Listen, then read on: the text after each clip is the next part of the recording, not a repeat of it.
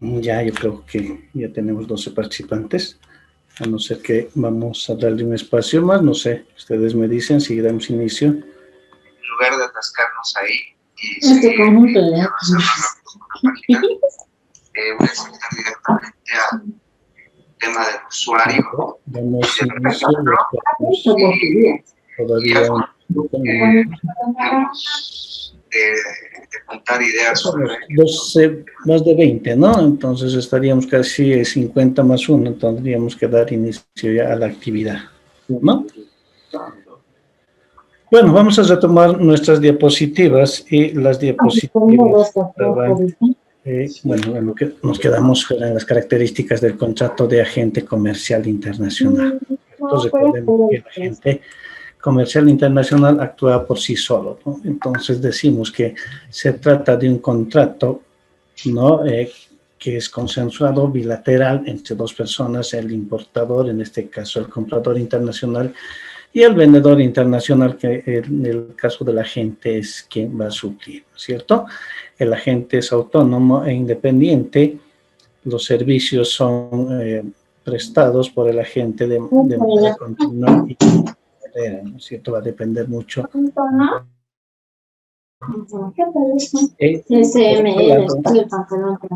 Ya, el agente nos responderá no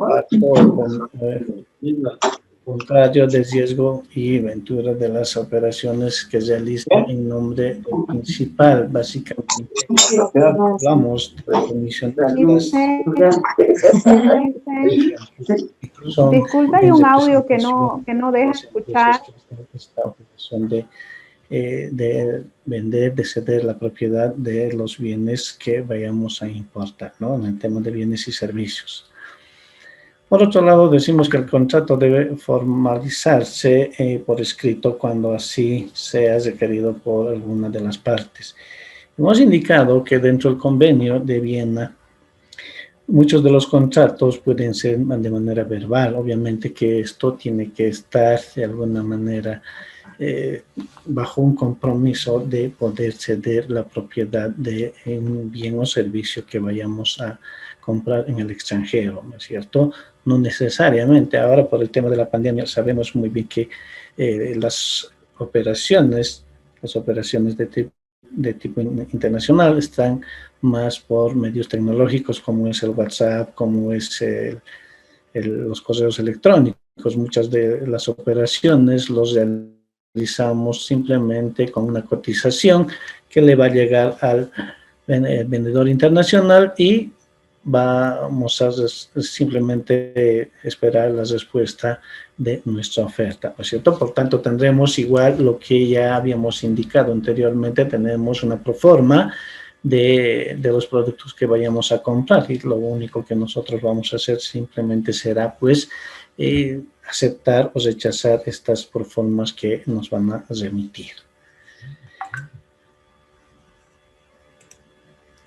Los documentos que intervienen dentro del comercio exterior, en las exportaciones como tanto en las importaciones, un documento básico para realizar esta operación de compra-venta internacional es la factura comercial, ¿no es cierto? Aquel documento que es posterior a una cotización, a una factura pro forma, ojo, la factura pro forma no es aquel documento que nos sirve para el despacho aduanero cuando realizamos una operación de importación o para la realización de una operación de exportación. Este documento llamado factura comercial es aquel documento que lo utilizamos tanto para las importaciones como para las exportaciones. Las facturas pro formas simplemente es la oferta del producto. Obviamente que en el despacho aduanero, cuando se trate de importación a consumo, lo que establece la resolución 1684 en su artículo 61 establece que todos los datos, todos los documentos tienen que ser parte indivisible de una declaración única de importación. Por tanto, este documento, la factura pro forma, será pues un documento que nos va a en realidad reflejar aquel precio que es el precio base con el que vamos a realizar la transacción comercial. Por tanto, llega a ser un documento que va a ser parte indivisible de nuestra declaración única de importación, en la cual vamos a reflejar los datos iniciales que tiene nuestro contrato de compra-venta internacional, ¿no? Por tanto, el tema de la obtención de estos documentos serán simplemente libres de los impuestos de valor agregado que tienen los diferentes países.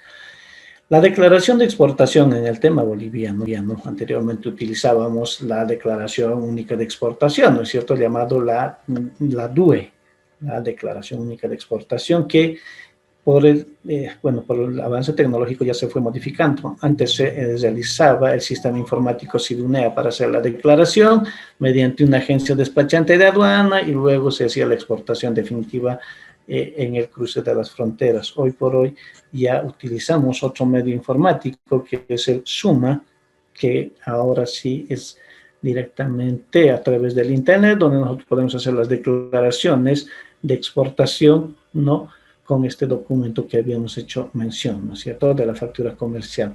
Con ella hacemos nuestra declaración única, en este caso de exportación, ya denominada DEX, simplemente de exportación, en la cual vamos a reflejar los datos que contiene nuestra factura comercial, que es fruto de una transacción internacional, ¿no es cierto?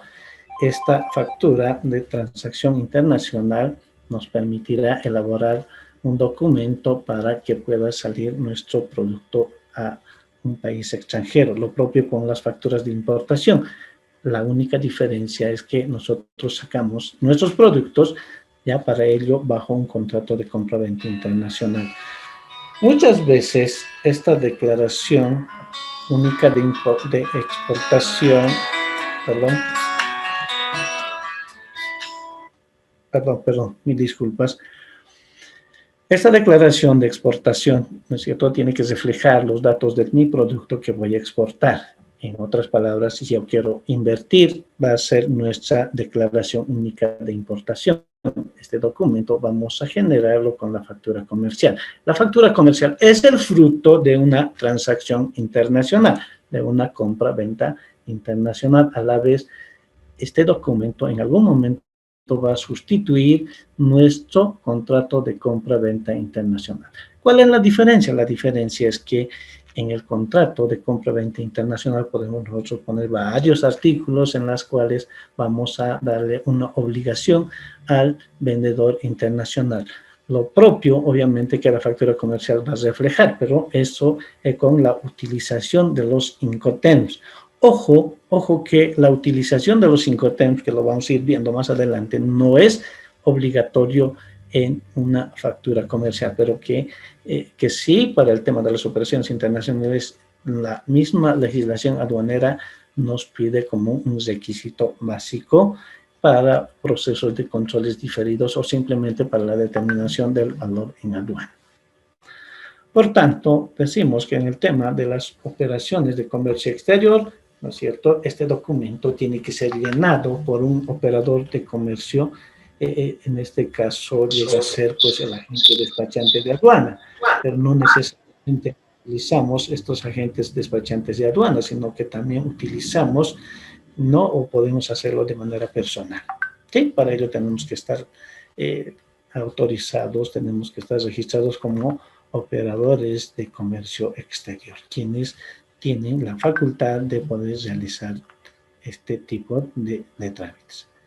En el tema de las importaciones, el tema de las importaciones básicamente es aquel procedimiento, aquel régimen aduanero que nos permite importar mercancías, introducir mercancías para que se pueda nacionalizar y permanecer la mercancía y hacer la comercialización respectiva en territorio nacional, ¿no es cierto?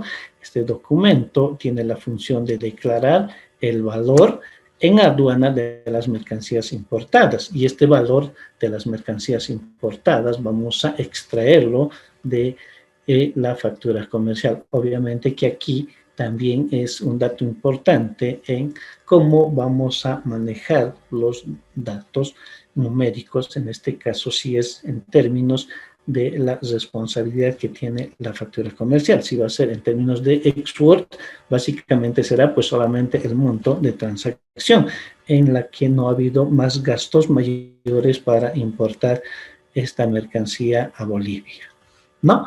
Por tanto, este documento únicamente lo necesitan los importadores de mercancías a Bolivia en el tema boliviano, ¿no? Y si yo quiero hacer importación de un vehículo, sigue siendo mercancía el vehículo. Quiero una maquinaria, sigue siendo una mercancía que va a estar sujeto a un régimen de importación a consumo.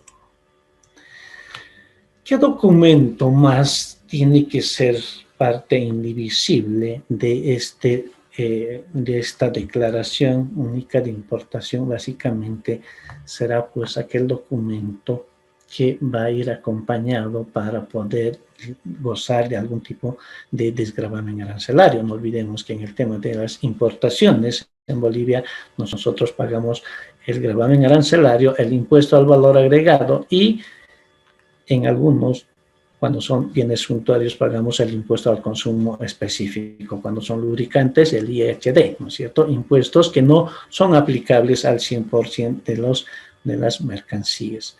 El tema del gravamen arancelario no está sujeto también a si nuestros productos gozan de algún tipo de convenio. En este caso puede ser como lo es algún acuerdo comercial dentro de un bloque como la Comunidad Andina de Naciones, como es el Mercosur, que nosotros podemos exportar a los diferentes países y con la presentación del certificado de origen vamos a liberar el gravamen arancelario. Lo propio con las importaciones, si nosotros vamos a traer productos de la Comunidad Andina por los mismos tratados internacionales, van a gozar de la liberación del gravamen arancelario. Obviamente que el valor declarado en la factura comercial no va a incidir en la determinación del valor en aduanas.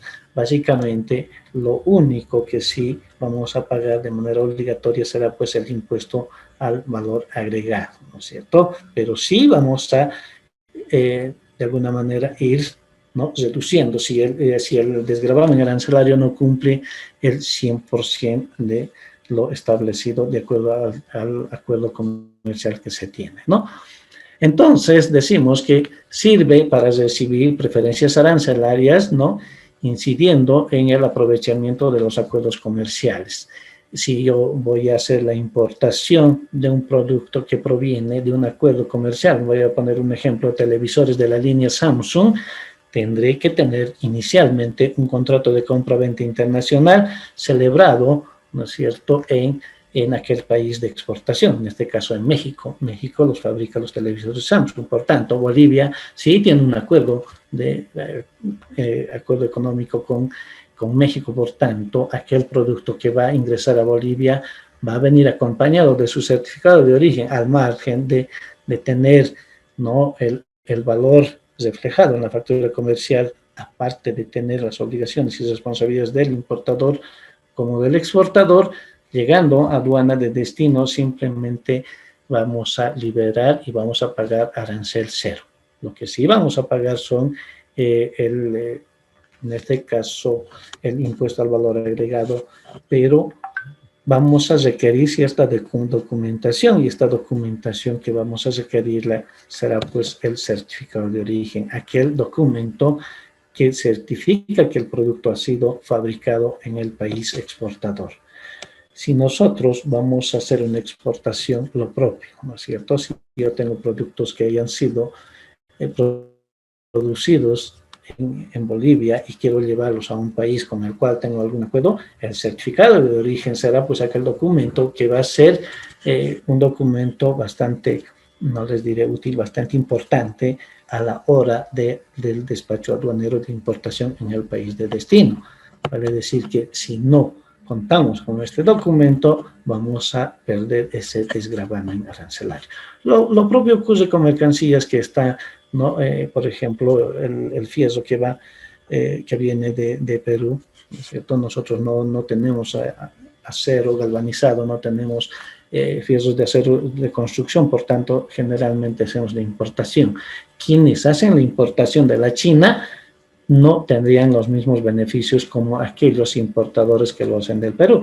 ¿Cuál es la diferencia? La diferencia es que Perú va a emitir un certificado de origen donde nos indique que el producto ha sido fabricado en dicho país.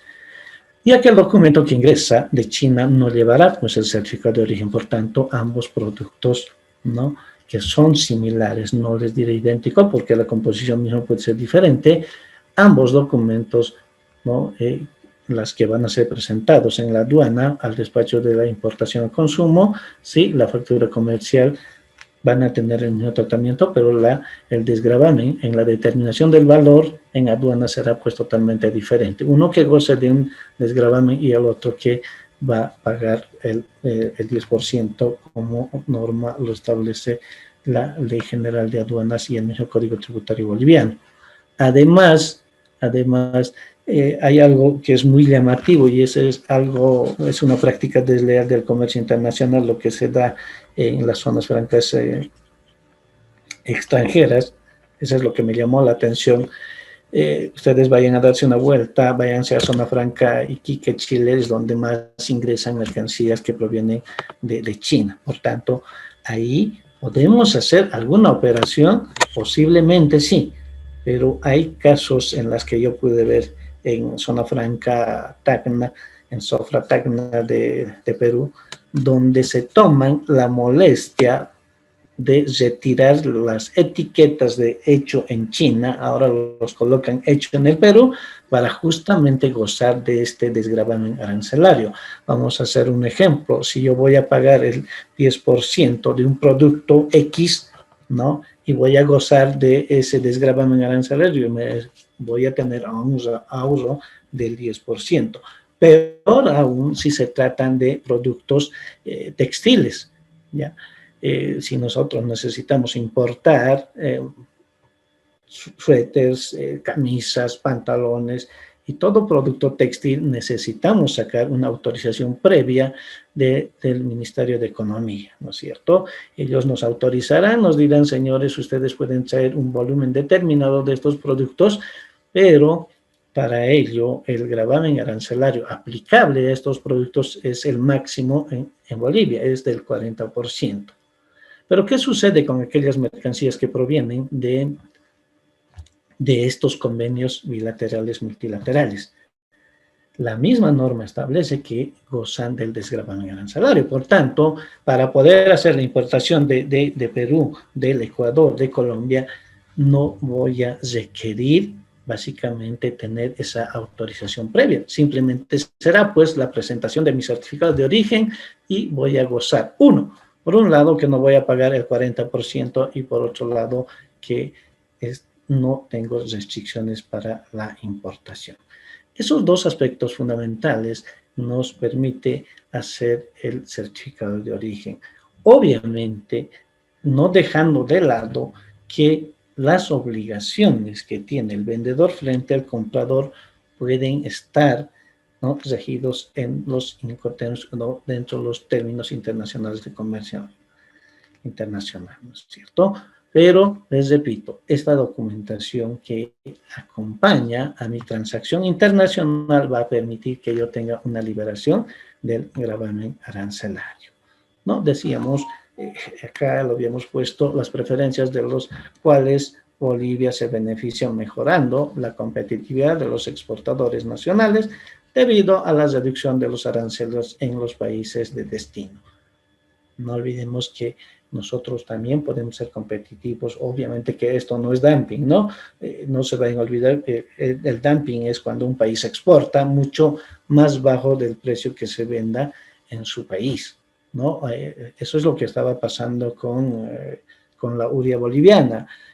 Hace 3, 4 años atrás Bolivia estaba produciendo urea y los vendía en $270 la tonelada métrica en el Brasil, cuando la misma urea en Bolivia se vendía en 270. Bueno, ese es un tema de dumping. Obviamente que sí, para esto igual hay que munirse de la documentación para presentar en el país de exportación.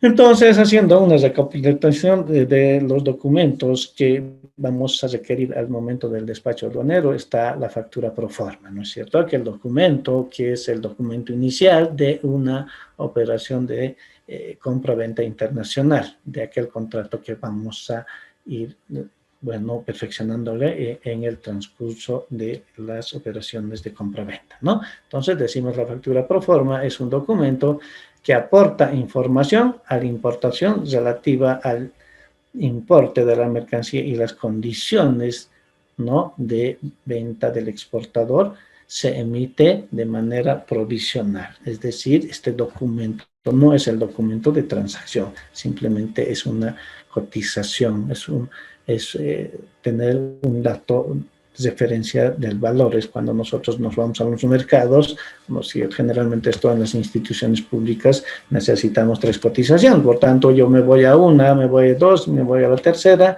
y voy a comprar de la que es más barata. Esa es la lógica que tenemos. Lo propio ocurre en el tema del comercio internacional, ¿no? Debo tener yo estas cotizaciones para poder no hacer mi contrato de compra-venta internacional. ¿Qué documento lo perfecciona? Puede ser un contrato de compra-venta que lo puedo presentar al momento del despacho aduanero o simplemente una factura comercial internacional. Ojo, en el tema de las zonas francas no se emiten facturas comerciales. Las zonas francas emiten facturas de expedición o en su defecto documento único de salida, ¿no? Estos documentos los emiten las zonas francas. Obviamente que en el tema de las zonas francas es un poquito hasta delicado tocar este tema. Muchos dirán que posiblemente es mucho más sencillo. Obviamente que es sencillo. Ustedes se van a la zona franca, van a comprar, ¿no? Sin la necesidad de elaborar un contrato de compra-venta internacional, van, yo me voy a comprar de la casa Akita 10 televisores, me voy a la casa Sony, me compro 50 televisores y así voy a unir varias facturas. Pero para el despacho aduanero no puedo presentar las 10 facturas. ¿Por qué? Porque simplemente me permite describir un proveedor y este proveedor tiene que ser el vendedor internacional. Entonces, lo que voy a hacer es acogerme al régimen de consolidación de carga. Por tanto, voy a unir las 10 facturas, voy a confeccionar una factura y esa será pues mi factura que lo voy a presentar ante la Aduana Nacional de Bolivia. Y ese documento, llamado la factura de expedición o documento de salida de zona franca, es en este caso la que sustituye a mi factura comercial. ¿Puedo presentar un contrato de compra-venta internacional? Sí, se puede, ¿no es cierto? Porque así la misma norma establece. Tengo que munirme de documentación para respaldar el precio realmente pagado por pagar de las mercancías importadas. Vale decir que debo ser tal vez mucho más cauto en poder justificar el valor de transacción. No olvidemos que en el tema aduanero, la aduana tiene la función de controlar, vigilar y fiscalizar las operaciones de comercio internacional, ¿no? Se escucha, me están escuchando, creo que aquí hay un corte. Hola. Sí. Se le escucha normal. Se escucha, licenciado. Muy bien, entonces, estos documentos, bueno, hemos empezado por la factura pro forma, la factura comercial internacional, este documento será pues aquel documento que nos va a ceder el derecho propietario de algún producto, de un bien o servicio que estamos adquiriendo en el extranjero, ¿no es cierto? Entonces, desde este concepto, la cantidad tendrá que estar fijado en nuestra factura comercial, la descripción, lo propio, ¿no es cierto? Y además tendrá que tener pues una condición de venta. Y esta condición lo vamos a ver en los famosos incoterms, ¿no? También muchas veces en la factura lo ponemos cuál va a ser la forma de pago, ¿sí? Las facturas comerciales internacionales, cuando son para exportación, no pagan impuestos nacionales, ¿no es cierto? Cuando nosotros hacemos la exportación del mineral, esas están libres de los impuestos nacionales, ¿no? Y lo propio el tema de la soya, lo propio el café y todos aquellos productos que vayamos a exportar. No puedo exportar sin ese documento. tampoco. Ahora, si es una exportación de mínima cuantía, obviamente es simplemente una declaración jurada y puedo hacer, ¿no? Eso no pasará pues de los 2 kilos si quiero hacer una exportación, ¿no? De mínima cuantía. Pero cuando ya son exportaciones mucho más grandes, sí o sí necesitamos este documento. Otro documento que es parte de las facturas comerciales, ¿no? Es la lista de empaque. Esta lista de empaque es aquel documento que me describe, ¿no? Los datos en realidad más detallados de mi producto. En la factura comercial simplemente nosotros pondremos un televisor de 25 pulgadas, marca Sony, ¿no es cierto? Y nada más. Estamos haciendo la descripción del producto, pero no estamos haciendo la descripción minuciosa. Posiblemente le pondremos, tiene 25 watts, pues tendremos que poner cuánto es el peso, en qué unidad de medida viene, si viene por juegos o viene por lotes, ¿no es cierto? Entonces, estos datos tienen que ir en nuestra factura en nuestra factura comercial y en la lista de empaque. ¿Alguna duda? Una consulta, licenciado. Con respecto a la factura pro forma, ¿podría ser utilizada para los despachos de mínima cuantía o muestras? Sí, evidentemente toda transacción comercial cuenta con un documento, ¿no es cierto? Cuando ustedes hacen una importación tienen que portar un documento que acredite la transacción comercial. Pero en este caso podríamos decir, podría llamarse factura pro forma para el caso de las muestras o despachos de mínima cuantía. Bueno, a ver, perdón, no le entendí bien la pregunta. La pregunta era de que si se puede presentar la factura pro forma para un despacho aduanero. ¿De mínima cuantía? De mínima cuantía. Ajá, sí. Mire, en toda la experiencia que tengo en el área de comercio internacional, muy rara vez se presentó este documento. Se suele aceptar porque al final este es un documento, es como simplemente un dato referencial del valor de transacción a realizarse. Pero por lo menos en las fronteras, en la frontera occidente, no hemos, bueno, por lo menos nunca se ha aceptado. Lo que sí se aceptaba eran aquellas facturas manuales. Además, se puede hacer un simple contrato de compra-venta internacional donde tiene que reflejar el valor real de transacción. Quiero pedirles un minuto, por favor, un minuto, voy a parar, por favor, les ruego un minutito.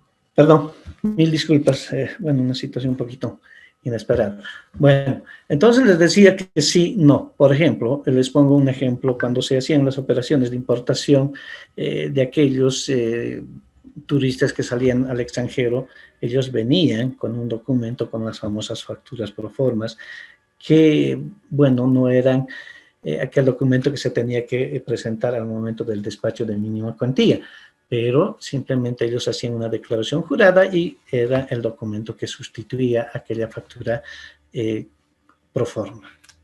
¿Sí?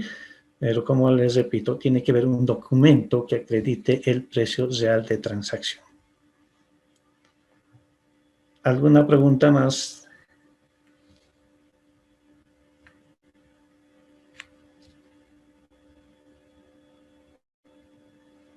Bueno. creo que no tenemos más preguntas.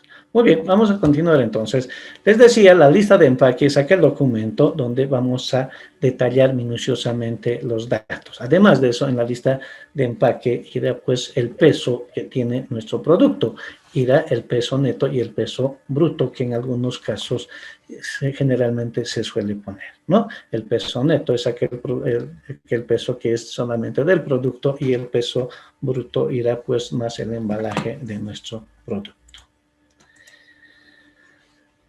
Otro documento que vamos a necesitar, además, es parte de las operaciones que realizamos cuando hacemos transacciones internacionales, es el documento de transporte. Aquel documento que nos acredita que la mercancía viene de un país extranjero. Generalmente, en Bolivia utilizamos dos tipos de documento cuando los hacemos por ultramar, ¿no es cierto? Cuando nuestra mercancía viene de un país extranjero, como de China. Somos nosotros amantes de los productos chinos, por tanto, vamos a traer de la China y utilizamos un transporte, que es el transporte marítimo, ¿no? O lo que llamamos el conocimiento de embarque marítimo, el Bill of Lading, ¿no? Este documento es netamente para el transporte marítimo que certifica, ¿no?, que ha habido un estibaje para subir la borda del barco y llegar hasta, en este caso, hasta el puerto de destino. Bolivia generalmente utiliza dos modalidades de transporte, que lo llamamos multimodal, ¿no es cierto? El otro transporte es el transporte terrestre, el CRT, para aquellos países vecinos, y el manifiesto internacional de carga, que confirma la recepción de la mercancía, ¿no?, que va a ir por transporte terrestre, ¿sí? Ambos medios de transporte nos van a facilitar un documento que nos va a acreditar que ha habido un cruce de fronteras, ¿no es cierto? Adicionalmente, en el manifiesto, perdón, en el BL, en el conocimiento de embarque marítimo, ya tiene la tarifa que corresponde al flete marítimo y aquellos gastos que conlleva de carga y descarga en los puertos de embarque y en el de destino, ¿no? En el transporte terrestre simplemente nos emitirán pues un documento que es la factura de transporte por aquel servicio prestado desde el puerto hasta la aduana de destino, en este caso hasta frontera. Según la norma, nosotros debemos tomar el valor hasta frontera aduanera.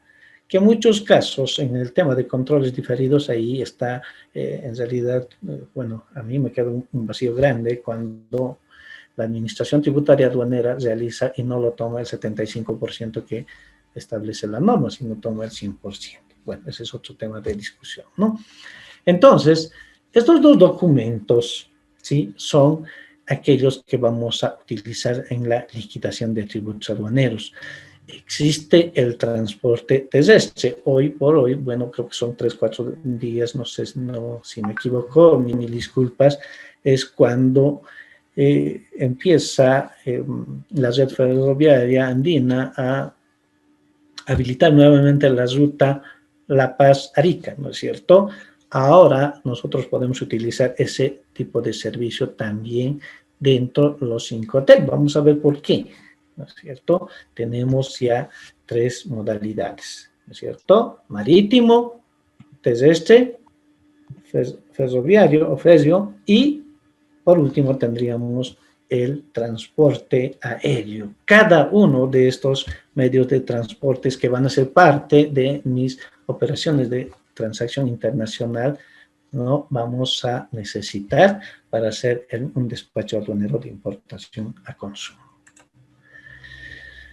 Hemos hecho mención de este medio de transporte aéreo, ¿no es cierto?, más conocido como el IOR Bill, aquel documento de transporte aéreo que prueba la existencia del contrato de transporte, ¿no?, ejerciendo en este caso de justificadamente que la entrega va a venir, es decir, el transporte va a realizarse por un medio, en este caso de una empresa aérea, ¿no?, que el costo será pues mucho mayor a lo que representa el transporte marítimo y el transporte terrestre, ¿no? Pero es mucho más rápido. Al momento de la liquidación de tributos aduaneros tendrá otro tratamiento en comparación de los anteriores. Además, el artículo 111 del reglamento de la Ley General de Aduanas establece aquellos documentos que van a ser parte indivisible de nuestro despacho aduanero. Y ahí están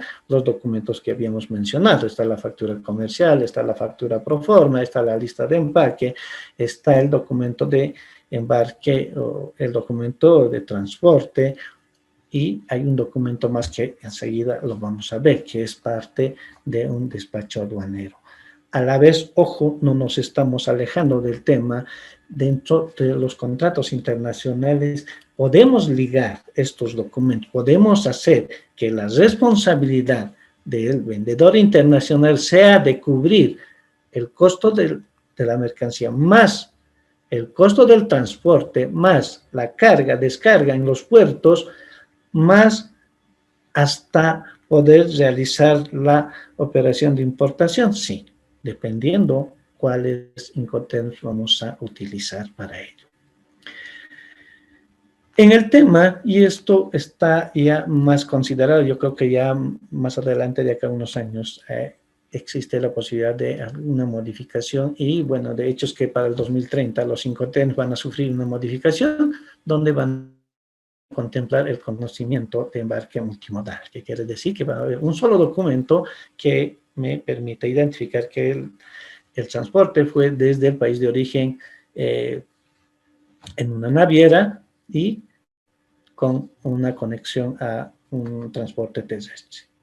¿Sí? Hoy por hoy lo que tenemos que hacer es simplemente agarramos, ¿no?, el transporte marítimo, agarramos el documento de embarque marítimo, el BL, el Bill of Lading, agarramos lo que cogemos del puerto y contratamos un camión, lo volvemos a cargar, nuestra carga, y lo llevamos hasta nuestra aduana de destino. Obviamente que dentro de los contratos internacionales le podemos dar la obligación de que nos entregue al vendedor internacional en la aduana de destino. Sí se puede hacer. Obviamente que tiene un costo adicional, pero lo que a nosotros nos interesa es que nuestro producto llegue sano, ¿no es cierto?, hasta el lugar de destino. ¿Qué dato más nos hace falta? Hemos hablado del valor del producto, hemos hablado de los embalajes que se requieren para que nuestro producto llegue a este destino. Hemos hablado de los medios de transporte que utilizamos para poder llevar nuestro producto hasta el destino. Veamos cuál es ese otro documento.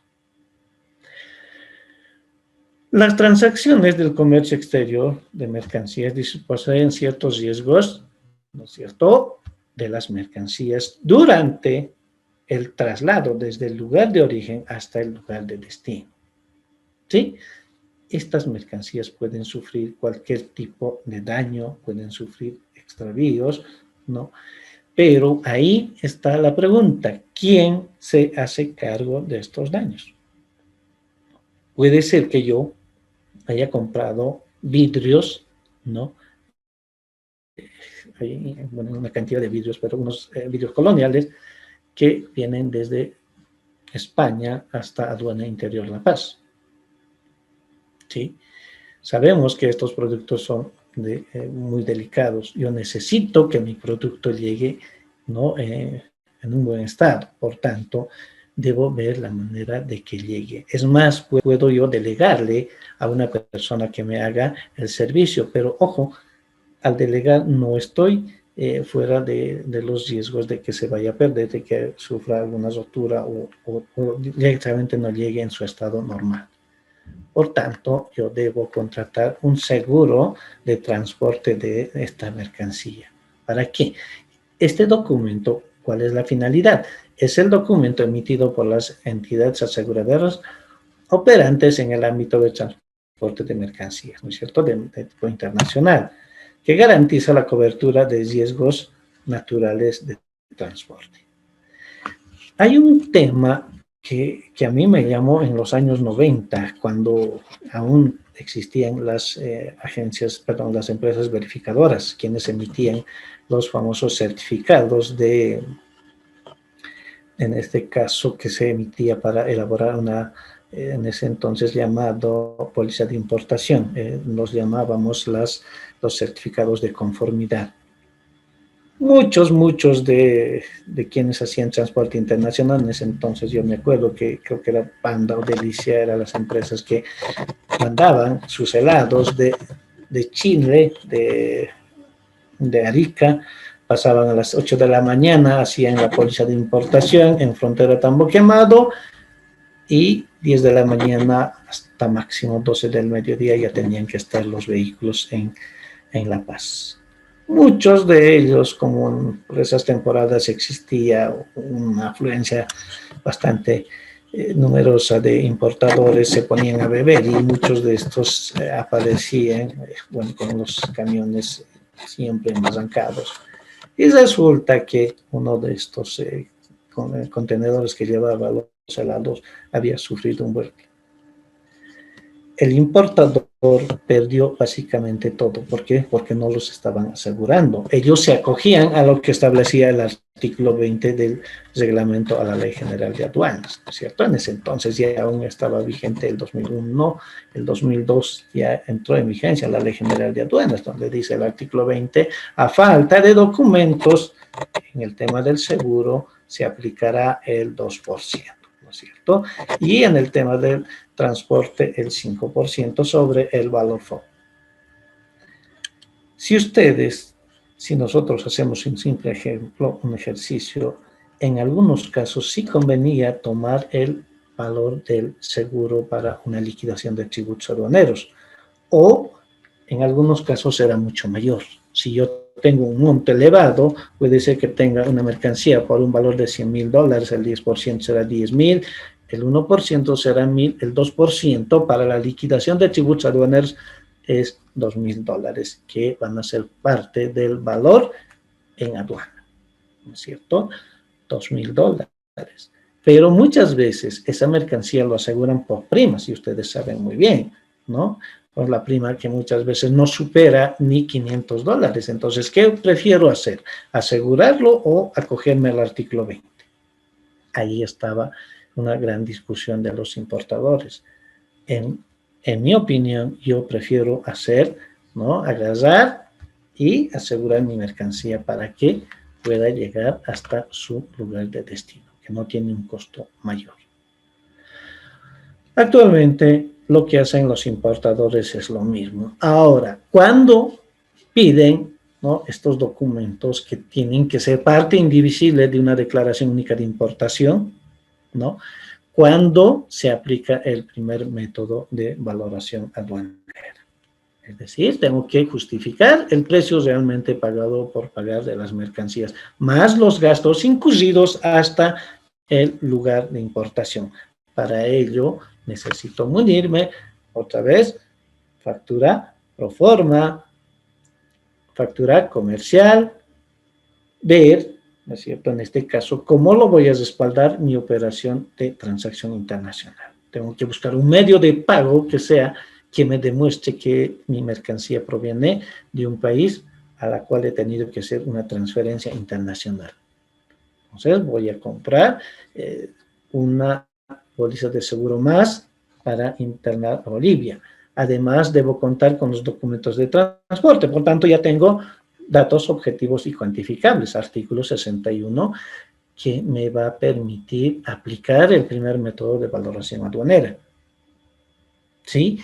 Respetando el precio que haya pactado con el vendedor internacional. Y ese precio pactado será pues aquel precio que voy a declarar en mi declaración única de importación.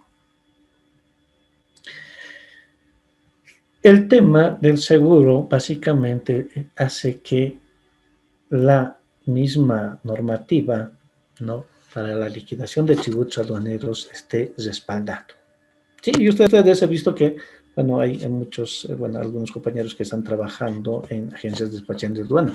Ellos me darán la razón porque estamos haciendo mención de este famoso documento. Ya les dije, si yo voy a obviar, ¿no? Como los bolivianos generalmente no queremos hacer gastos, decimos, no es un gasto para que vamos a pagar a la aseguradora, más bien lo llevemos el camión o la carga hasta aduana, nos acogemos al 5%, pero ahí nadie ha hecho el análisis, nadie vio que traerlo con seguro era mucho más fácil, uno, para la seguridad de la mercancía, y otro, que les respaldaba el precio, valor o el precio realmente pagado por pagar de las mercancías importadas, ¿no es cierto? Entonces, estos documentos son parte de las operaciones de compra-venta internacional de aquel contrato que vamos a tener.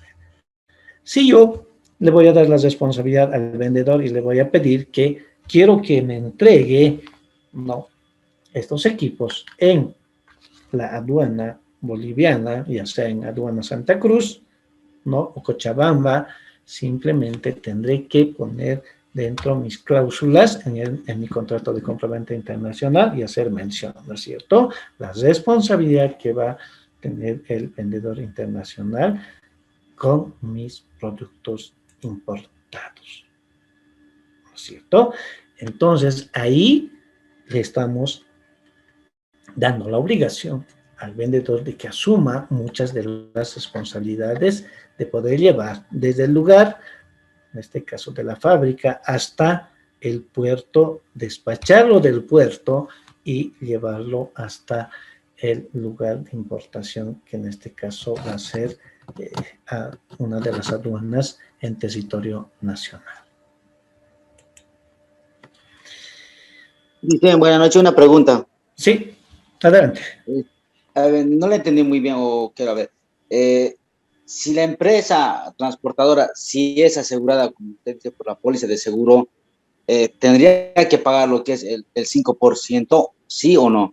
No. Si en caso de que no sea asegurado, tendría que pagar 5%.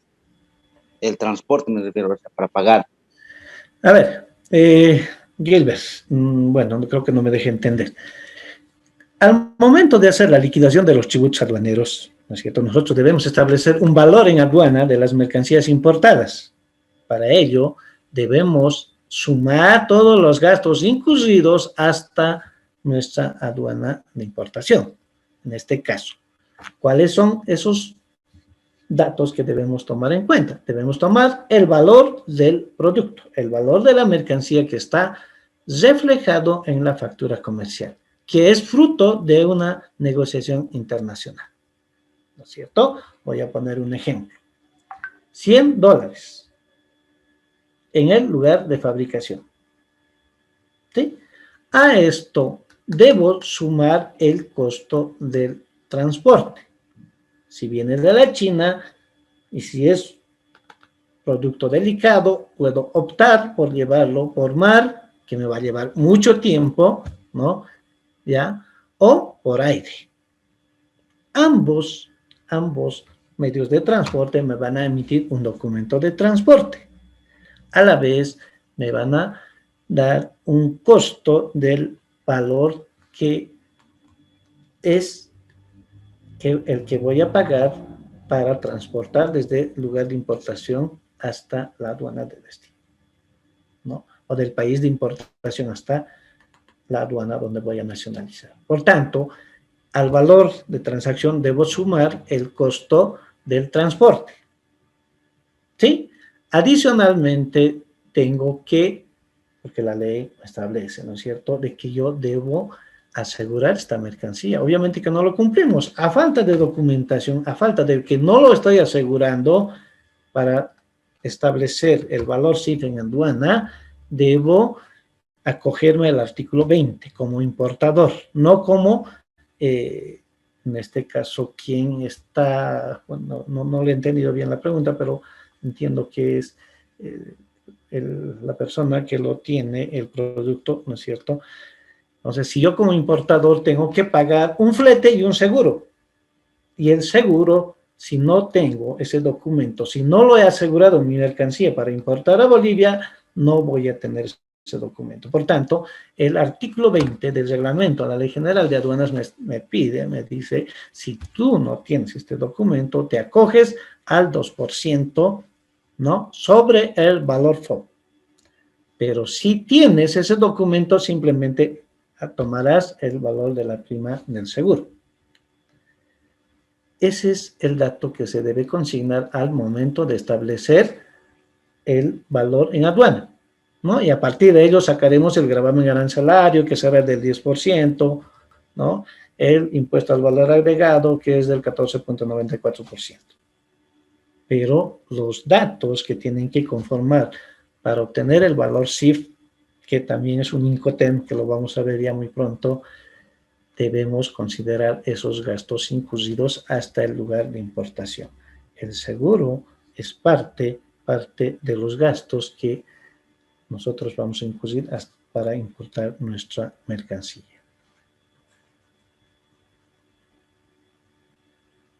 Muy bien, no sé si quedó claro.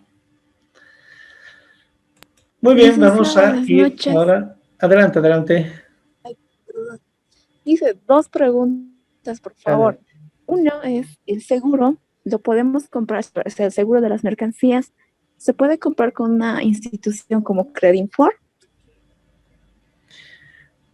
A ver, generalmente, bueno, no todas las aseguradoras, hoy por hoy, sé que la única que está vendiendo para el tema de importaciones es Fortaleza S.A., ¿ya? Porque muchos fueron y creo que no les hacen la comercialización, pero por lo menos sí, en todas las operaciones en las que yo pude revisar, Fortaleza es la que vende más ese tema del seguro. ¿Ya? Además, les diré que es... Sí, perdón, les diré que es casi indicativo, porque muchos ni siquiera utilizan, simplemente cuando ya arribó el producto al destino, recién están yendo a pagar el seguro, que no es lo correcto, ¿no? Debería ser antes del inicio del tránsito aduanero. Pero en las operaciones que he tenido la oportunidad de revisar, lo pagan al finalizar el tránsito aduanero. Ok, muchas gracias, Liz. La segunda pregunta es, en el caso, o sea, para tomar el flete, el segundo flete, que es el flete terrestre para la valoración aduanera, o perdón, para la liquidación, si el flete en la factura no viene desglosado, es decir, viene directamente, por ejemplo, $600 de Arica a La Paz, ¿hay algún porcentaje que se toma en este caso para la liquidación o se toma el 100% de la factura de transporte, ¿no? Según la norma establece que nosotros debemos tomar el 75% del valor total. Pero ojo, esto les diré que no sucede en la realidad. Por lo menos en las 3 administraciones aduaneras donde se hizo las operaciones, les estoy hablando de Pisiga, Tambo Quemado, Aduana Interior Oruro, Aduana Zona Franca Oruro, Pasto Grande, que no lo he visto ya, lo toman el 100%. Obviamente que la norma dice que debemos tener simplemente el 75%. En algunas facturas ya vienen ya establecidas, ¿no es cierto? Tramo, Arica, Tambo Quemado, $60, y el resto sería transporte nacional, ¿no? Pero sí, por lo menos dentro de la normativa establece el 75%, pero que no, por lo menos en todas las operaciones de control diferido que he hecho la revisión, en algunos casos simplemente lo toman al 100%. Un ejemplo, vamos a tratar de esquematizar, los tengo ya para el final de la presentación, donde vamos a hacer un pequeño despacho aduanero, donde ustedes van a encontrar todos estos documentos que estamos haciendo mención, y ahí van a deducir si realmente se toma o no se toma este porcentaje que establece la norma. Licenciado. Ok, muchas gracias, Luis. Adelante. Licenciado, buenas noches. Una consulta. La aseguradora, como decía, que es Fortaleza, esa la que cubre lo que es el seguro de la mercancía, esta lo toma desde el país de origen, ¿no es así, licenciado? Y otra pregunta, ¿cuál es el porcentaje que cobra por el valor de la mercancía la aseguradora, licenciado? Ya, miren, para empezar, bueno, nosotros en Bolivia tomamos 2 tramos, ¿no es cierto? Cuando es de ultramar, son 2 seguros que deberíamos de tomar, pero mucho va a depender de los Incoterms que vayamos a utilizar. Si yo voy a utilizar en términos de CIF, quiere decir que el vendedor me vende su producto puesto en puerto de destino, es decir, que ellos ya cubren el flete y el seguro. Cuando nosotros hacemos la compra de la mercancía en zona franca Iquique, porque ese es el caso más común, es cuando nosotros simplemente contratamos el seguro por ese tramo de zona franca Iquique hasta nuestra aduana de destino. Esa es la diferencia. Vamos a ir viendo en los Incoterms en qué momento sí se toman estos datos, pero obviamente que nosotros si compramos en términos de FOB, por ejemplo, deberíamos de comprar el seguro ya desde el país de origen, es decir, desde el país de embarque, ¿no? Si yo voy a comprar de la China, entonces ya debería tener comprado mi seguro internacional que me va a cubrir el tramo desde Guangzhou hasta Arica, ¿no? Y de Arica, que ya es otra modalidad de tránsito hasta la aduana de destino. ¿Sí? Es un solo seguro que vamos a utilizar. Pero les repito, generalmente no se da que lo hacen un tramo hasta el puerto de destino y a partir del puerto de destino inician otra vez un tránsito aduanero, no, que ahí sí, pero en la mayoría de los despachos aduaneros generalmente se encuentra la ausencia de este documento. ¿Por qué? Porque ellos se acogen al 5% del artículo 20 del reglamento de la Ley General de Aduanas. Y eso les va a imposibilitar la aceptación o la aplicación del primer método de valoración aduanera en los despachos de importación a consumo.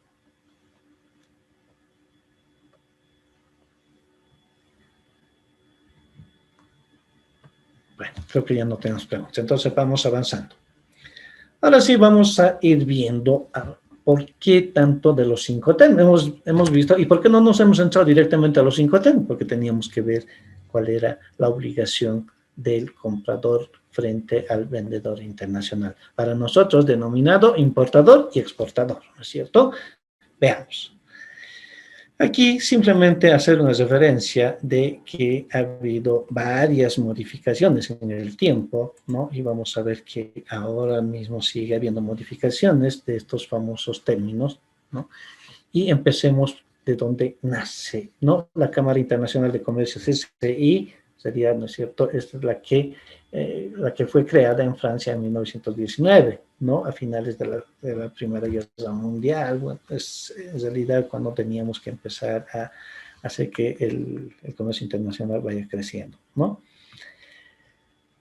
Los Incoterms entra en su aplicación, la primera publicación en 1936, ¿no? Estas reglas delimitan con precisión los derechos y las obligaciones, en este caso, de quienes hacen operaciones de comercio internacional. Si bien hemos hecho mención que tiene que ver un contrato de compra-venta internacional, ahora estas ya están reguladas con la utilización de estos términos denominados Incoterms, ya que son términos internacionales de comercio, ¿no? ¿Y cuáles son esas obligaciones que debe tener tanto el vendedor como el comprador internacional? Estas obligaciones, ¿no? Y los costos que tienen que asumir cada uno de ellos. Si bien en el contrato de compra-venta internacional podríamos haberlo puesto, ¿no es cierto? Juan Pérez tiene la obligación de embarcar la mercancía para que llegue hasta la aduana boliviana. Por tanto, debe cubrir los gastos de carga y descarga en el puerto de embarque, ¿no? Y subir al barco, es decir, hacer una secuencia de pasos que tienen que seguir y aquellos costos que va a llevar y quiénes los va a asumir estos costos. ¿Sí? Lo propio, las obligaciones y las responsabilidades que tiene el comprador. ¿En quién recae la obligación de realizar la contratación y pago del transporte? Y en su caso, ¿no? El aseguramiento de la mercancía en tránsito. A Bolivia, ¿no es cierto? Cuando queremos hacer la aceptación del primer método de valoración aduanera, preferimos hacer la compra en Chile perdón, en China, de China lo traemos a un puerto peruano, puede ser un puerto chileno, pero con tránsito a Bolivia. Quiere decir que esa mercancía no va a permanecer en territorio de este país de tránsito. No va a permanecer en Chile, no va a permanecer en Perú, sino que va a venir directamente hasta la aduana de destino. ¿No es cierto? Pero ¿quién tiene que hacer el contrato de transporte? ¿A quién le corresponde? O bien lo hace el comprador o bien lo hace el vendedor internacional. ¿Quién debe hacer el despacho tanto de exportación en el país de origen, tanto de importación en el país de destino? Ahora alguien me dirá, pero sabemos que el dueño tiene que hacer su despacho de importación a consumo, eso es lógico. Pero ojo, los Incoterms también le dan la potestad al importador comprar con todos estos pagos que tiene que realizar o estos gastos, ¿no? Hasta poderlos entregar en la puerta del comprador internacional. Lo que ocurre con aquellos productos que los compran ustedes por el internet. ¿Cuál es la obligación? Si yo voy a comprar este celular que está en oferta en China, simplemente voy a hacer un depósito, ¿no?, del valor del producto y ellos tienen la obligación de embarcar el producto, utilizarán cualquier medio de transporte, llegará hasta su destino y si el caso amerita, se hará pues una importación al consumo si el valor supera los $1,000, ¿no? Y si el valor supera, perdón, los $100, hasta los $1,000 será, ¿no?, un proceso de importación en este caso en el aeropuerto, ¿sí? O simplemente pasará de manera directa y me tendrán que ir a buscar a casa, ¿no es cierto?, para entregar ese producto. Para ello, solamente he tenido que hacer un depósito bancario, ¿no es cierto?, pagar el valor de mi producto y aparece por arte de magia aquí en casa. Lo propio puede ocurrir con las mercancías que compramos de gran volumen. ¿Cuál es la diferencia? Que nosotros le tenemos que pedir al vendedor internacional que nos entregue en el lugar pactado.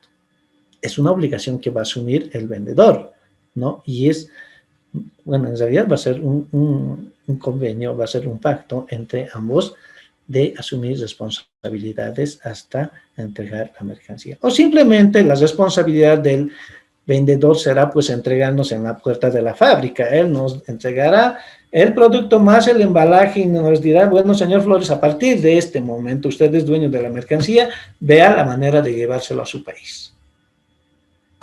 Entonces, mi responsabilidad como comprador será pues agarrar, contratar un camioncito, llevarlo hasta el puerto de embarque, contratar una naviera para subirlo y llevarlo hasta el puerto de destino. Otra vez contrataré los servicios de ACPB si voy a utilizar el puerto de Arica, Chile, ¿no?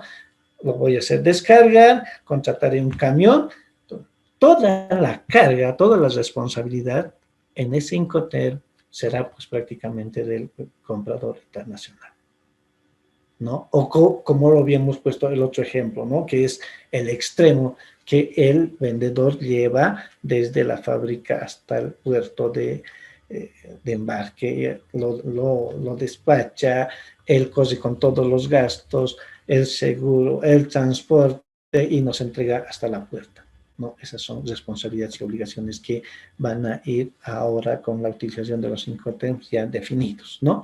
El lugar y el momento de entrega de la mercancía y los riesgos que sobre, en este caso, lleva el producto. Veamos los antecedentes. El comercio internacional se emplea unos términos que son de 3 letras, ¿no es cierto?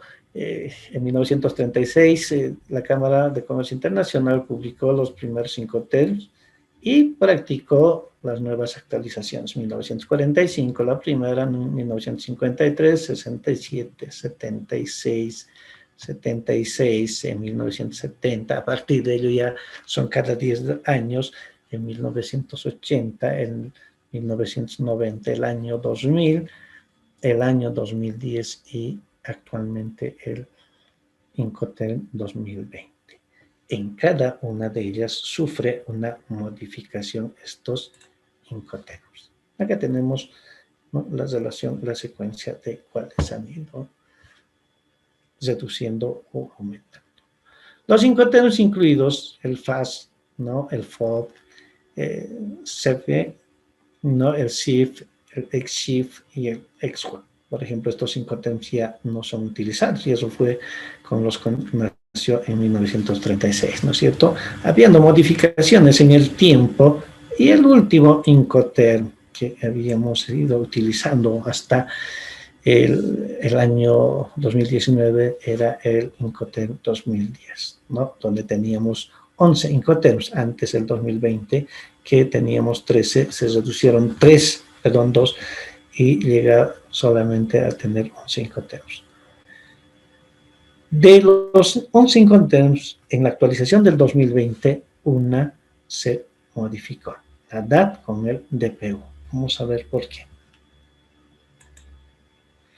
¿Cuál es el objetivo? ¿No? El objetivo es establecer un conjunto de términos y reglas que permitan acordar los derechos y obligaciones tanto del vendedor como del comprador, ¿no?, en aquellas operaciones de comercio internacional. Alguien preguntaba y decía, ¿es posible que pueda utilizar estos Incoterms en un contrato de compra-venta nacional? Y la respuesta es sí. ¿Sí? Cuando nosotros vamos al supermercado, ¿no?, todo agarramos, lo embolsamos y le pagamos, ¿no es cierto? Ahí es como si estuviera utilizando el Incoterm XWOR en fábrica, ¿no?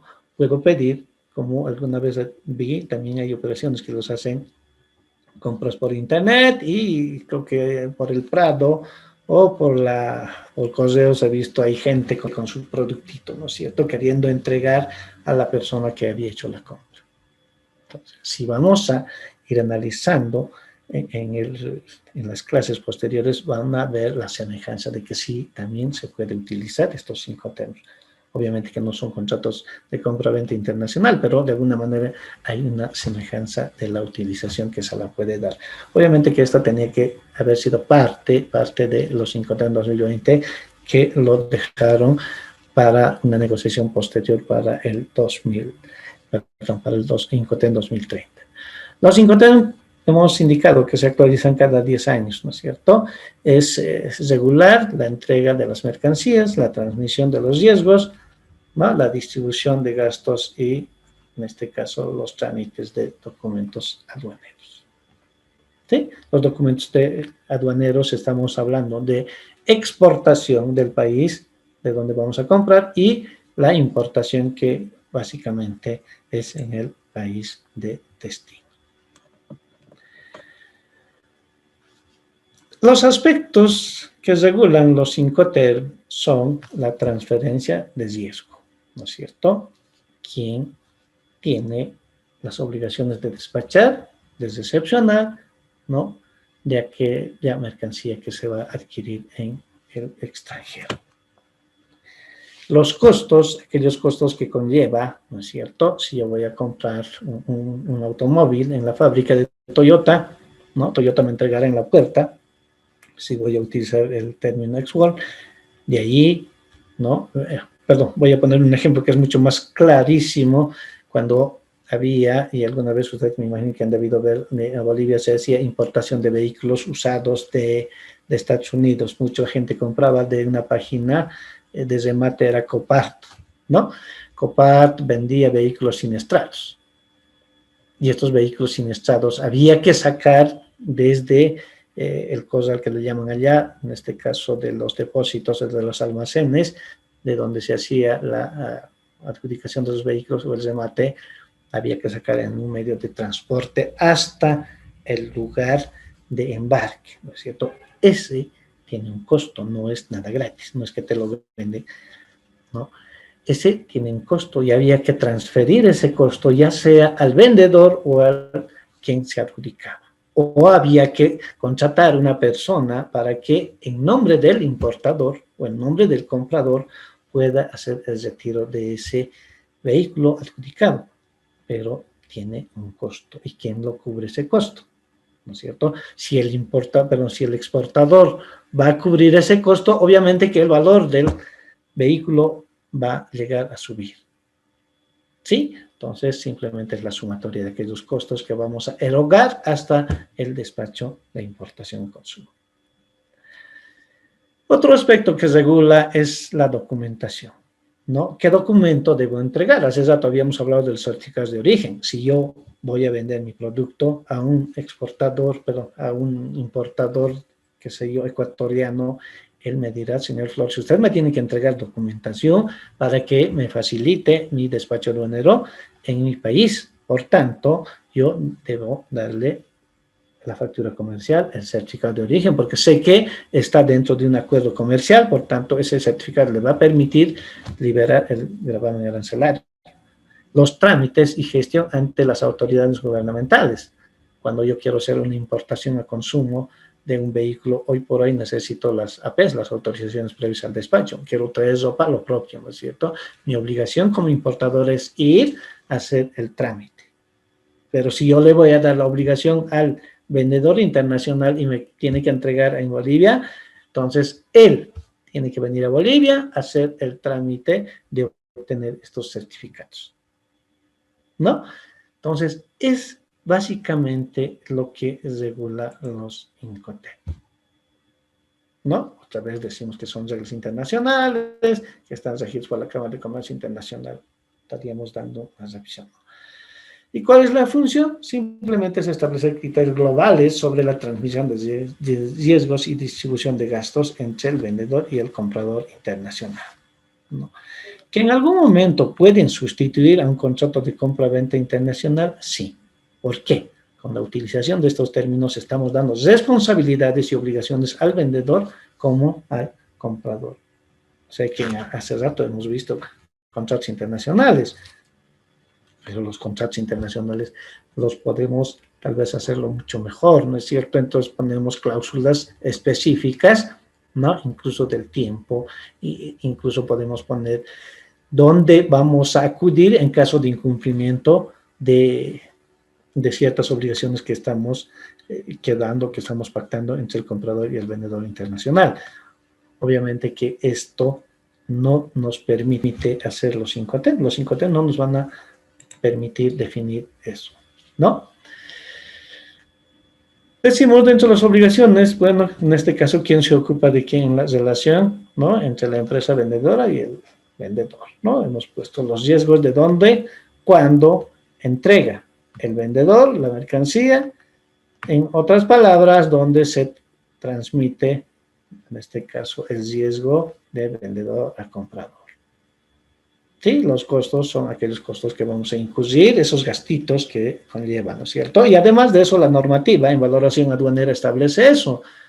Cuando yo quiero hacer una importación de cierta mercancía, la norma me dice que para que usted pueda hacer su despacho aduanero, deberá sumar al valor del producto los gastos incurridos en su travesía, es decir, desde el lugar de importación hasta el lugar de destino. Entonces, simplemente estoy sumando, ¿no? Obviamente que aquí no estoy hablando de riesgos, sino aquellos gastos incurridos, pero cuando hablamos de los Incoterm, esos gastos van a estar vinculados en la responsabilidad del vendedor o del comprador. Existen, ¿no? Obligaciones que son 10 artículos, ¿no? Las reglas 2020, básicamente lo que hacen es se establecen los siguientes aspectos a través de 10 artículos. ¿Sí? Los artículos A, que representan las obligaciones del vendedor, y los artículos B, que representan las obligaciones del comprador. ¿Sí? Todos tienen obligaciones generales, por ejemplo, la del vendedor será ofrecer el producto, ¿no? Una de las obligaciones que tiene es la entrega, la transmisión de riesgos, ¿no? Que vamos a ir viendo, el seguro, quién lo va a pagar, si lo va a pagar el vendedor o lo va a pagar el comprador, ¿no? Qué documentos va a entregar para poder exportar su mercancía, ¿sí? ¿Quién lo va a hacer este despacho? Si lo va a hacer el vendedor o lo va a hacer el comprador, ¿Sí? Lo propio con la comprobación de los embalajes. Sí, ellos tienen que cumplir, tienen la obligación de ponérmelo en un embalaje, pero a un auto es un poco difícil que le pongan embalaje, ¿no es cierto? Por tanto, ese irá pues sin embalaje. Además, no irá pues marcado. Si bien el auto es Toyota, bueno, esa será su marca. No puedo yo ponerle otro, no le puedo poner como en las cajas.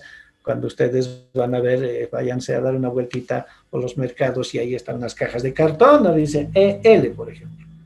Abreviación de quién ha hecho la importación. Por ejemplo, Elvis López. Alguna vez ahí ponen hasta su loguito. Entonces quiere decir que ellos han pactado con el vendedor internacional y quedaron en un acuerdo de ponérseles ese logo para poder identificar esas cajas, ¿no? Y las notificaciones, en el caso del vendedor, será simplemente llamarle al comprador, decirle, bueno, Juan Pérez, su mercadería ya ha sido exportada.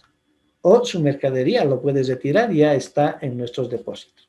Entonces, son obligaciones que va a asumir tanto el vendedor como el comprador.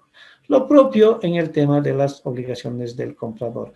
Dentro de las obligaciones generales estará pues el de pagar de la mercancía que estoy adquiriendo. Ya puede ser en pagos parciales o un pago total, ¿no? Y lo propio, la recepción, la transmisión de riesgos, el transporte, el seguro, lo mismo que en las obligaciones del vendedor resulta ser idéntico en las obligaciones del comprador. ¿A quién le damos la responsabilidad? ¿No? El documento de entrega, el documento que si lo voy a hacer yo el despacho, entonces me tienen que dar un documento que son básicos, la factura comercial, la lista de empaque, si es mercancía heterogénea y todos aquellos documentos para la exportación. Si yo quiero exportar de Bolivia la soya, entonces tendré que irme a Sanasac más, ¿no es cierto?, para sacar mi certificado fitosanitario, ¿no? Y así sucesivamente, qué productos, qué certificaciones requieren. Quiero traer un vehículo a Bolivia, entonces iré, simplemente revisaré dentro de las autorizaciones, pero requiere una autorización de emisión de gases, por tanto yo iré pues al país de donde estoy comprando o simplemente haré una llamada, les diré, saben qué señores, necesito este certificado, no se olviden mandarme. Ellos van a enviar junto con el producto, ¿no? Y las notificaciones, si bien llegó a puerto mi mercancía, simplemente le diré pues al vendedor, sabe que me llegó ya la mercancía. Muy bien, entonces a partir de ello, dependiendo en qué términos haya sido pactado mi negociación, dirá si es en términos de CIF, bueno, dirá a partir de este momento me lavo las manos y ya no soy responsable de nada. Ahí terminó mi obligación. Pero si voy a pactar en términos de DDP, todavía la obligación de él es contratar otro camión, llevármelo hasta la aduana de destino. Y allí lo nacionalizará pues el vendedor y me lo traerá a la puerta y me entregará, aquí está señor Flores su mercadería. Ahí termina la obligación del vendedor, ¿no? Son dos extremos que vamos a ir viendo. Lo que no hacen o lo que no regulan los Incoterms no son en sí mismas un contrato de compra-venta, por tanto, no lo sustituyen, ¿no? Por sí solos no, ¿no? Ahí hemos dicho hace rato, ¿no es cierto? Que podemos poner cláusulas mucho más específicas, ¿no? Dentro de las obligaciones que tienen. No se ocupan de las siguientes cuestiones. No existe o no un contrato de compra-venta, ¿sí? Las especificaciones de la mercancía vendida, el momento, lugar, método o divisa de pago, el sistema o lugar de legislación sobre resoluciones de controversias en caso de incumplimiento. Obviamente, este caso lo podemos poner en el contrato de compra-venta internacional, ¿no? En caso de controversia, debemos acudir a un país tercero o será en el mismo país, ¿no es cierto? Eso ya estará dentro del contrato de compra-venta internacional. La mayoría de las consecuencias de la demora de los incumplimientos, ¿no?, en la ejecución de las obligaciones contractuales, por ejemplo, muchos, bueno, por lo menos en Bolivia casi estamos muy mal acostumbrados a incumplir los contratos, ¿no es cierto? Entonces, tiene que haber cierta condición para no poder incurrir en esto, ¿no? El efecto de las sanciones, la imposición de aranceles, la prohibición de exportar o importar, ¿no? Yo no puedo, si soy un vendedor internacional, sé que en Bolivia está prohibido la importación de vehículos usados con más de un año de fabricación, ¿no? A sabiendas de eso, yo le voy a hacer un contrato de compra-venta internacional, ¿no es cierto? Estaría incumpliendo su propia normativa boliviana. La fuerza mayor, ¿no? Los derechos de propiedad intelectual. En el caso, ha habido muchos casos en los que mucha gente va a China, ¿no es cierto? Y le hace poner, póngamelo a todos mis tenis deportivos, póngamelo Nike. Pero la pregunta es, ¿tendremos nosotros la franquicia para poder utilizar el nombre de Nike y hacer que nuestros productos fabricados lleguen a Bolivia? ¿No? Y eso no determina los Incoterm. Lo que no hacen las reglas, ¿no es cierto? Quizá la más importante no se ocupa de la transmisión de propiedad. Hay que repetir eso, ¿no? La utilización del Incoterm no es que te da el derecho propietario de algún bien o servicio que vayas a adquirir en el extranjero. No, para lo anterior, las partes tendrán que prever disposiciones específicas en el contrato de compra-venta internacional, ¿no es cierto? Entonces, sí, generalmente cuando existe operaciones de comercio internacional, por lo menos, así sea con un país próximo como es Chile, hacemos un pequeño contrato de compra-venta internacional, ¿no es cierto? Que al momento del despacho aduanero, incluso este documento nos va a ser mucho más útil. Vamos a poder demostrar fehacientemente que ha habido un contrato de compra-venta y se está respetando los artículos que en ella están definidos, ¿no?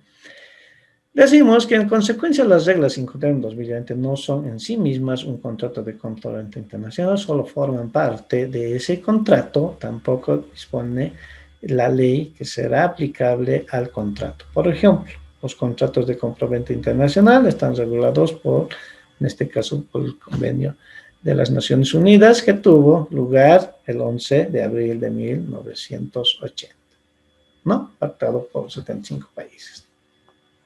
¿Sí? Las recomendaciones sobre los contratos de compra-venta.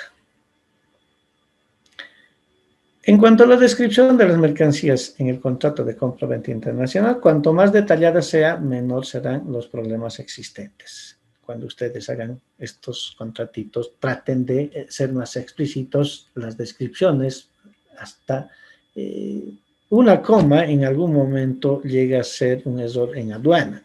Cuando ustedes le ponen un número que no está en el producto, muchas veces hasta el mismo aduanero empieza a decir que no era el producto que había sido pactado dentro de un contrato de compra-venta internacional. Había algunos detalles que quería mostrarles, pero no creo que podamos verlo, pero para la siguiente clase lo voy a digitalizar, ¿no? Este es un documento que tiene varios productos que han sido fruto de este contrato de compra-venta internacional, donde había errores. Por ejemplo, ponían un 1 en lugar de una L. Cuando hubo observación en un control diferido, dijeron que este producto no era parte del contrato de compra-venta internacional, por supuestamente existir una variación en una letra, ¿no? Entonces hay que ser bastante específico. De las obligaciones del vendedor y el exportador son entregar la mercancía en el lugar y la fecha acordada, ¿no? Transferir la propiedad, hacer la entrega de los documentos relacionados con la mercancía, ¿no?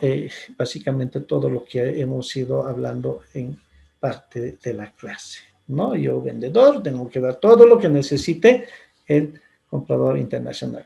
Es como alguien lo decía, si nosotros vamos a vender nuestro producto a la China, ¿no? El chino, ¿qué sabe de las reglas bolivianas? No sabe nada. Por tanto, nosotros tenemos que facilitarle todos los medios, toda la documentación para que nuestro producto salga de Bolivia. No hacer como alguna vez lo habían hecho los exportadores de quinoa y ahí tuvimos un gran problema. Esto pasó hace varios años atrás, cuando la quinoa tenía un valor bastante alto en Bolivia. Resulta que ustedes, me imagino que sí conocen la quinoa, ¿no es cierto? La quinoa real es de color blanco y hay otra quinoa de color rojo. Cuando la quinoa de color rojo tenía un precio mucho más alto, que doblaba hasta 3 veces el valor, todo el mundo quería hacer exportación de quinoa. Resulta que la viveza criolla agarra, ¿no? Y dice, bueno, vamos a vender los quinoa roja. Conocen el achihuete, ¿verdad? Entonces, lo que hacen los bolivianos, agarran las mejores hojuelas de quinoa, lo más grande, parecido al rojo, y, ¿no es cierto?, lo van tiñendo todo. Ya tenían quinoas de color rojo. ¿Sí? Y las obligaciones que ya tenían pactadas era de entregar el producto en el país en el país de destino. Por tanto, tenía que ir, obviamente que aquí olvidaron algo que es fundamental en el tema de alimentación. Tenían la certificación, tenían todos los documentos, tenían certificación de origen, tenían fitosanitario, tenían básicamente todo.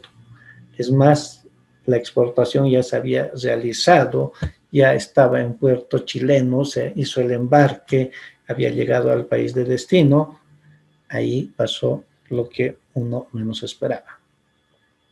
El comprador internacional lo que hizo es agarrar el producto, vio que había algo posiblemente que no estaba de acuerdo al contrato de compra-venta internacional, agarró, lo sometieron al laboratorio y resulta que la quinoa que era rojo ahora se volvió en blanco, ¿no?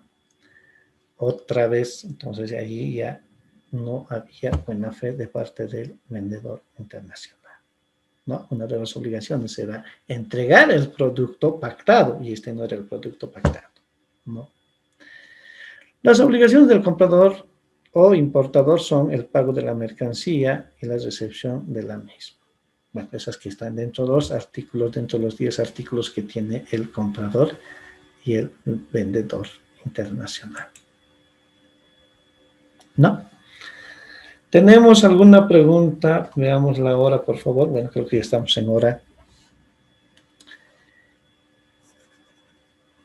Aquí ya vamos a empezar con los grupos de los 5 T. Simplemente para ir un poco adelantando, tenemos un grupo de salida, que lo llamamos así, que es el Incoterm menos utilizado, que debería de, bueno, supuestamente ya esto debería haber desaparecido en los Incoterm 2020, pero que en realidad no lo hicieron, ¿no? Pero las obligaciones simplemente del vendedor era entregarles en la puerta y bueno, a partir de ello no. Ahora que el Incoterm 2020 le obliga, bueno, de alguna manera a tener alguna variación al vendedor internacional, ¿no? Este grupo de las E, por ejemplo, hace referencia, que dice la parte vendedora o el vendedor internacional, ¿no? Otorga al comprador la mercancía en sus propias instalaciones, las del vendedor, ¿no? Es como ir a la, qué sé yo, a la tienda de Manaco y nosotros nos compramos a partir de que demos un paso fuera de la tienda. Cualquier cosa que vaya a ocurrir con nuestro producto es responsabilidad de quienes lo hemos comprado el producto, ¿no es cierto? Ahí nos dio la factura comercial, ¿no es cierto? A partir de ahí ya se desligó de cualquier responsabilidad, ¿sí? Lo que significa que el término más beneficioso para el transporte desde el punto de vista del vendedor, que no tendrá que hacer nada, ¿no? Más que empacar y embalar la mercancía y esperar que la parte compradora vaya, en este caso, a recogerlas, ¿no?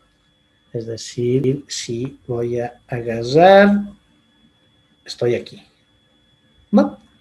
A partir de ello, me voy a tener que contratar un camioncito, voy a hacer la exportación, ya sea por cualquier medio de transporte y llegar hasta el puerto de destino. Si bien este gráfico hace referencia a aquella operación que nosotros lo hacemos, ¿no es cierto? Los bolivianos no tenemos mar, así que no tenemos costas, y si llega acá, contratamos otro camioncito para llegar hasta nuestras fronteras, ¿sí? Muy bien, señores, yo creo que por esta clase quedamos acá y ya empezamos con todo lo que es los Incoterms. Son 11 Incoterms y yo creo que vamos a tener un poquito más de tiempo, ojalá nos dé, para poder hacer alguna liquidación y ustedes puedan aplicar estos Incoterms en un despacho aduanero. Me voy a permitir, por favor, llamar la lista para su control y cuando me habilitan la cámara, por favor. Bueno, aquí. ¿Dónde está mi lista? Yadira. Buenas noches, licenciado. Buenas noches. ¿Quién está? Benedicto. Buenas noches, licenciado. Presente. Carmen Rosa. Buenas noches, licenciado. Edwin. Buenas noches, licenciado. Buenas noches. A ver. ¿Quiénes más estamos aquí, por favor? Estoy medio ciego, van a disculpar. Janet. Buenas noches, licenciado. Buenas noches. Yasmín. Buenas noches, licenciado. Buenas noches, Damaris. Buenas noches, licenciado. Buenas noches, Karen. Buenas noches, licenciado. Buenas noches, Moisés. Moisés ayer no estaba, ¿no? ¿O estaba? Estaba, licenciado. Uy, caramba, ya me está fallando la memoria. Carla, Carlita sí estaba, creo. Buenas noches, licenciado. Buenas noches. A ver, ¿quién es más? Gilder. Buenas noches, licenciado. Buenas Presente. noches. ¿Cómo está? A ver, ¿quién es más? Celina. Celina creo que no estaba ayer. Buenas noches, licenciado. Buenas noches. Usted estaba conduciendo, creo, ayer, ¿no? No. No, bueno, entonces... Era yo, hice. Perdón. Mi disculpa, sí. Aquí ya. Muy bien, a ver, ¿quiénes más no estamos? Tircia. Buenas noches, licenciado. Presente, sí, Tirsa. Buenas noches. Bueno, sí, usted no estaba ayer, ¿no? En la primera clase sí estaba. Y no lo tengo registrado, sí lo tengo, a ver, permítame. Tendría que... A ver, voy a revisar mi pantalla y tengo capturadas. Por favor, gracias. Muy bien, ¿quién es más? ¿Quién es Michelle?